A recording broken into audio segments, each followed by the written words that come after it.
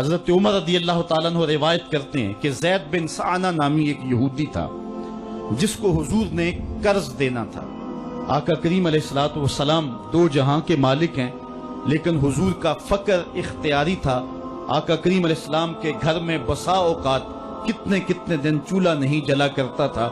حضور ادھار لے کر کے لوگوں کی مصیبتوں کو بھی دور کرتے، اور گھر کا چولہا بھی بعض اوقات ادھار لے کے گرم کرنا پڑتا۔ اعلیٰ حضرت فرماتے ہیں مال کے کونین ہیں گو پاس کچھ رکھتے نہیں، دو جہاں کی نعمتیں ہیں ان کے خالی ہاتھ میں۔ تو کہتے ہیں کہ ایک دن حضور علیہ السلام کی خدمت میں ایک شخص حاضر ہوا جس کا نام زید بن سعنہ ہے اور یہودی ہے، اور اس نے حضور علیہ السلام سے قرض کا تقاضا کیا، لیکن تقاضا اتنے سخت انداز سے کیا کہ اس نے حضور علیہ السلام کی قمیص کو پکڑ کے کھینچا بھی۔ تو حضرت عمر رضی اللہ تعالیٰ عنہ نے جب دیکھا تو بڑے گھور کے اس کی جانب دیکھا اور اس کو پیچھے ہٹاتے ہوئے کہا کہ تجھے شرم نہیں آ رہی کہ اللہ کے رسول کے ساتھ کیسے سلوک کر رہا ہے اور میں تیرے سامنے موجود ہوں؟ تو حضرت نبی رحمت صلی اللہ علیہ وسلم نے حضرت عمر کو کہا عمر مجھے تجھ سے اس بات کی توقع نہیں تھی، ذرا غور کیجئے حضور علیہ السلام کی اس سیرت کے انداز کو۔ ایک شخص آ رہا ہے اور حضور سے سختی کر رہا ہے، ابھی حضور کو قرض لٹانے کی جو تاریخ ہے اس میں بھی 4 دن باقی رہتے ہیں اور وہ ناجائز سختی کر رہا ہے۔ حضرت عمر رضی اللہ تعالیٰ عنہ نے جب اس کو گھورا اور سختی کی تو حضور علیہ السلام نے فرمایا عمر مجھے تیرے سے اس بات کی توقع نہیں تھی، تمہارا کام تو یہ تھا کہ مجھے حسن ادا کی تلقین کرتے کہ اچھے انداز سے قرض واپس کرو، اور اس کو جو ہے وہ نرمی کی تلقین کرتے، اور پھر آقا کریم علیہ السلام نے فرمایا اس کا قرض ادا کر دو، اور اے عمر جو تم نے اس کو گھورا ہے اس کے بدلے میں 20 وسق زیادہ کھجوریں بھی تم اس کو دو گے۔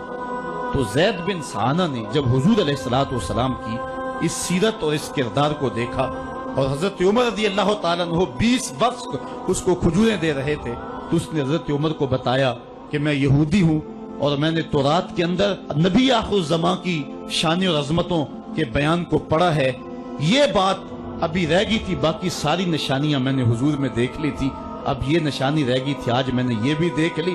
اور پھر وہ حضور کی خدمت میں حاضر ہو کر اسلام کے دائرے میں داخل ہو کر حضور کا عبدی غلام بن جاتا ہے۔ تو یہ انداز حضور علیہ السلام کی سیرت کا زمانے کو حضور علیہ السلام کے قریب کرتا ہے۔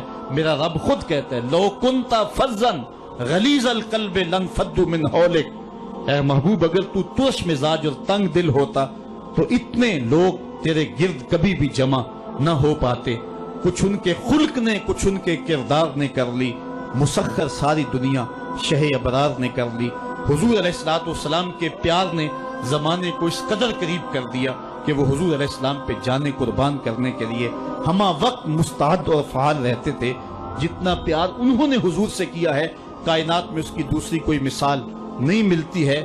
ایک شاعر کہتا ہے اپنے محبوب کا ذکر کرتے ہوئے، وہ کہتا ہے حافظ شیرازی نے غالباً کہا ہے کہ میرے جیسا محب زمانے میں کوئی نہیں، اس لیے کہ تیرے جیسا زمانے میں محبوب بھی تو کوئی نہیں۔ اگر صحابہ جیسا عاشق تمہیں زمانے میں نہیں ملتا تو محبوب جیسا کوئی صورت و سیرت میں حسین بھی تو زمانے کے اندر تمہیں نہیں ملے گا۔ حضرت سیدنا انس کے لفظ کان رسول اللہ صلی اللہ علیہ وسلم احسن الناس، حضور لوگوں میں سب سے زیادہ حسین ہے۔ اور دوسری بات کان رسول اللہ اجود الناس، حضور سب سے زیادہ سخی ہیں۔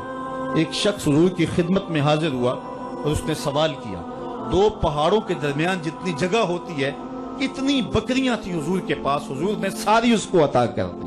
وہ واپس جا کے اپنی قوم سے کہنے لگا کہ محمد عربی ایسا شخص ہے اتنا عطا کرتا ہے کہ پھر کمی کا شائبہ ہی باقی نہیں رہتا۔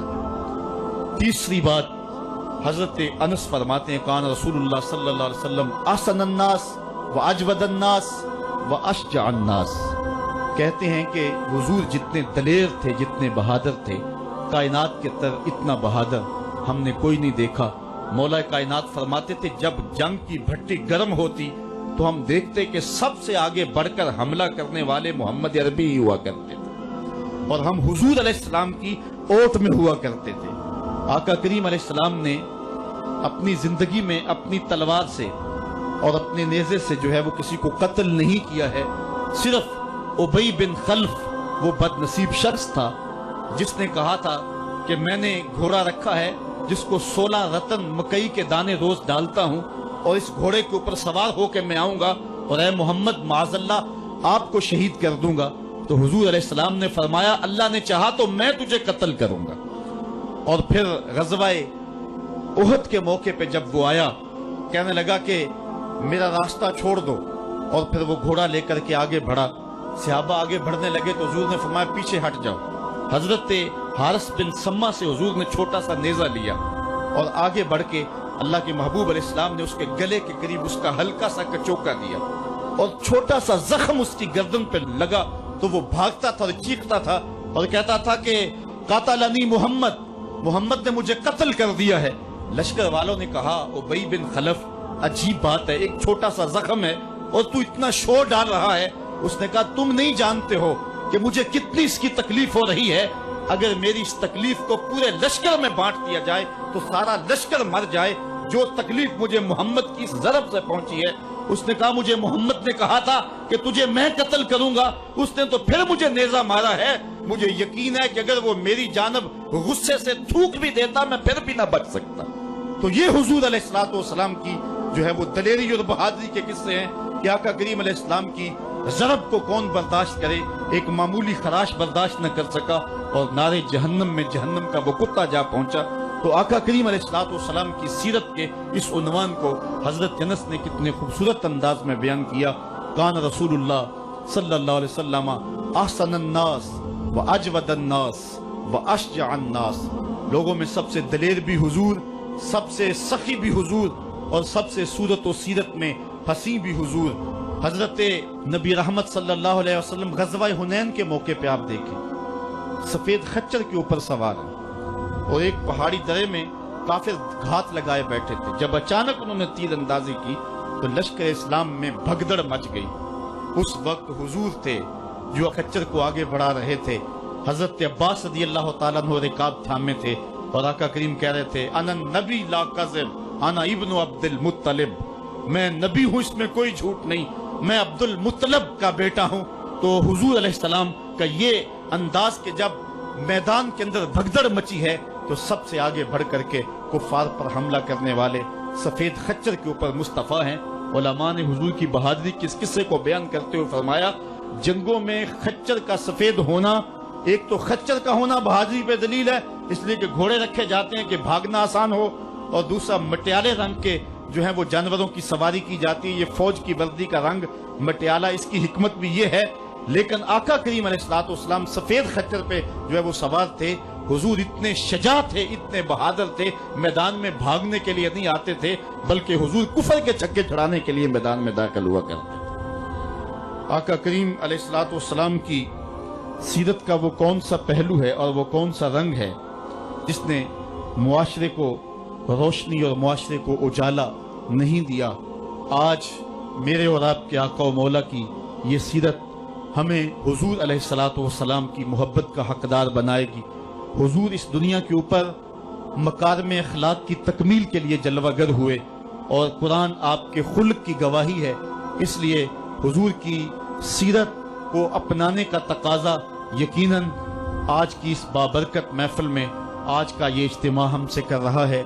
हम अपनी जिंदगी को और तर्ज हयात को हुजूर की सीरत के सांचे में ढाल करके जिंदगी की एक एक सांस और एक एक लम्हा हुजूर के नाम पे गुजार देंगे। और आका करीम अलैहिस्सलातु वस्सलाम ने जिस अंदाज से अपना खूबसूरत ज़माना और हयात ज़ाहरी का वक्त गुजारा और हमारे लिए रोशनी छोड़ी, वो क़यामत तक आने वाली नस्लों के लिए एक उजाला है।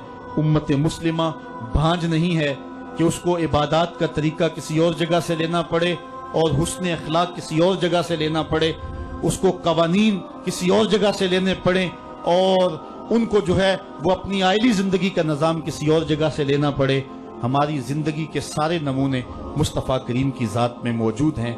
मेरे रब ने कहा लक़द काना लकुम फ़ी रसूलिल्लाहि उस्वतुन हसना, हुजूर की जिंदगी तुम्हारे लिए बेहतरीन नमूना है। अल्लाह हुजूर की जिंदगी का नूर हमारे मन में उतार दे, हमारे बातन को हरारत और नूर और उजलापन नसीब करे। कारे मा आखिर शुदो आखिर जे मा कारे नशुद, मुश्ते खाके मा गुबारे ऊंचा यारे नशुद व आखिर दावाना अनिल हम्दुलिल्लाहि रब्बिल आलमीन।